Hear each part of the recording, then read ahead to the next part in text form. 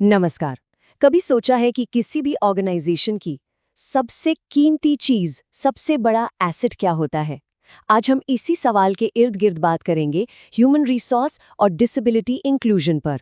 देखिए, ये सिर्फ कोई सोशल रिस्पॉन्सिबिलिटी की बात नहीं है, बल्कि ये एक बहुत पावरफुल बिजनेस स्ट्रैटेजी भी है। तो चलिए जरा गहराई से समझते हैं कि कैसे एक बहुत बड़ी अनदेखी को एक बड़े अवसर में बदला जा रहा है। आज की हमारी बातचीत को हमने 5 हिस्सों में बांटा है। हम शुरू करेंगे सबसे कीमती संसाधन से, फिर एक ऐसी कहानी पर जाएंगे जहां एक बहुत बड़ी भूल हुई, इसके बाद समझेंगे एक ग्लोबल राइट्स फ्रेमवर्क को, और फिर देखेंगे कि पॉलिसीज को प्रैक्टिस में कैसे लाया जाता है। और आखिर में जो सबसे ज़रूरी बात है, किसी को भी पीछे नहीं छोड़ना, इस सिद्धांत पर बात करेंगे। तो शुरू करते हैं हमारे पहले हिस्से से, द मोस्ट वैल्यूएबल रिसोर्स। देखिए, हर कामयाब ऑर्गेनाइजेशन के सेंटर में ना एक बहुत ही सिंपल सी सच्चाई छिपी होती है। आइए जानते हैं वो क्या है। और ये बात 100% सच है, कोई दूसरा रिसोर्स वो नहीं कर सकता जो ह्यूमन रिसोर्स कर सकता है। जरा सोचिए, मशीनें हैं, पैसा है, क्या ये अपने आप कोई नया आइडिया ला सकते हैं? नहीं, ये तो इंसानी हैं जो अपनी क्रिएटिविटी से इनोवेट करते हैं, बड़ी बड़ी प्रॉब्लम सॉल्व करते हैं और किसी भी ऑर्गेनाइजेशन को आगे लेकर जाते हैं। और यहाँ एक बहुत इंटरेस्टिंग कंपैरिजन है। देखिए, एक तरफ तो हैं मशीनें या बिल्डिंग्स जो वक्त के साथ पुरानी होती हैं, उनकी वैल्यू घटती है, डिप्रीशिएट होती है। लेकिन दूसरी तरफ हैं इंसान, जो एक्सपीरियंस और नई स्किल्स के साथ और भी वैल्यूएबल हो जाते हैं। वो कोई लाइफलेस एसेट नहीं है। असल में वही तो वो असली ताकत है जो किसी ऑर्गेनाइजेशन को कंपटीशन में आगे रखती है।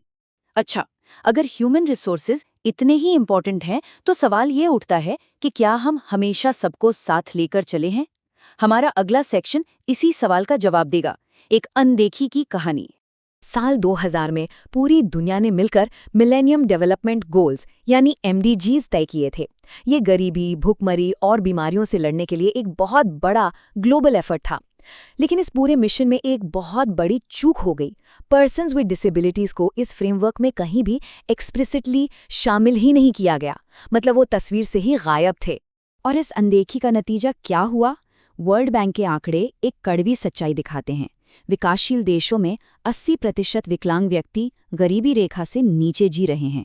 ये सिर्फ एक नंबर नहीं है, ये उन करोड़ों लोगों की कहानी है जिन्हें विकास की दौड़ में पीछे छोड़ दिया गया। और अगर शिक्षा की बात करें तो हालत और भी चिंताजनक है। यूनेस्को के मुताबिक डेवलपिंग नेशंस में 100 में से सिर्फ 1 या 2 विकलांग बच्चे ही स्कूल तक पहुंच पाते हैं। सोचिए, एक पूरी जनरेशन की पोटेंशियल को हम शुरू होने से पहले ही नज़रअंदाज कर रहे हैं। तो इससे एक बात तो साफ हो जाती है, जब आप अपनी आबादी के इतने बड़े हिस्से को डेवलपमेंट प्रोसेस से ही बाहर रखते हैं, तो आप अपने लक्ष्यों को पूरी तरह से कभी हासिल कर ही नहीं सकते। ये MDG से मिली एक बहुत बड़ी सीख थी। लेकिन अच्छी बात यह है कि इन गलतियों से सीखा गया, और हमारा तीसरा सेक्शन इसी सीख से उभरे सल्यूशन के बारे में है, एक ग्लोबल राइट्स फ्रेमवर्क।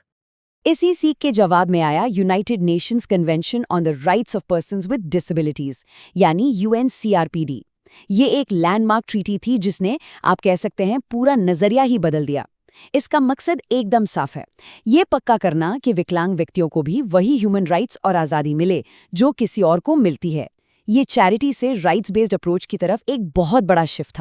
और जैसा कि यहाँ दिख रहा है, ये कन्वेंशन जिंदगी के लगभग हर पहलू को कवर करता है। बात सिर्फ रैंप बनाने की नहीं है, बात है अच्छी हेल्थ सर्विसेज की, क्वालिटी एजुकेशन की, बराबर रोजगार के मौक़ों की, न्याय तक पहुँच की और एक आज़ाद सम्मानजनक जिंदगी जीने के अधिकार की। तो शॉर्ट में कहें तो UNCRPD ने पूरी दुनिया में डिसेबिलिटी इंक्लूजन को लेकर माहौल और उम्मीदें दोनों को फंडामेंटली बदल दिया। इसने भविष्य की सभी ग्लोबल पॉलिसीज के लिए एक नया, मजबूत और इंक्लूसिव फाउंडेशन तैयार किया। तो चलिए अब चौथे हिस्से पर आते हैं और ये समझते हैं कि ये सब होता कैसे है। ये सेक्शन है फ्रॉम पॉलिसी टू प्रैक्टिस, मतलब सिद्धांत तो ठीक है, पर ऑर्गेनाइजेशंस इन्हें जमीन पर उतारते कैसे हैं? तो ये होता कैसे है? ये मॉडल हमें एक तरह से रोड मैप देता है। ये एक साइकिल है। ये शुरू होता है एडवोकेसी और अवेयरनेस फैलाने से, मतलब लोगों की सोच बदलने से। फिर आता है रिसर्च एंड डेवलपमेंट, ताकि नए सॉल्यूशंस खोजे जा सकें। इसके बाद आती है कैपेसिटी बिल्डिंग, मतलब लोगों और ऑर्गेनाइजेशंस को ट्रेनिंग देना, फिर बेहतर पब्लिक पॉलिसीज बनाना और आखिर में सबके लिए सोशल सिक्योरिटी सुनिश्चित करना। ये एक पूरा इकोसिस्टम है।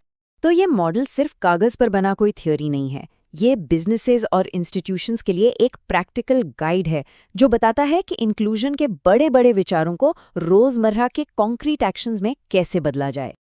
और अब हम अपनी चर्चा के आखिरी और शायद सबसे जरूरी हिस्से पर आ गए हैं, किसी को पीछे ना छोड़ना। आज वही UNCRPD एक नए और इससे भी बड़े ग्लोबल एजेंडा को गाइड कर रहा है, 17 सस्टेनेबल डेवलपमेंट गोल्स यानी SDGs।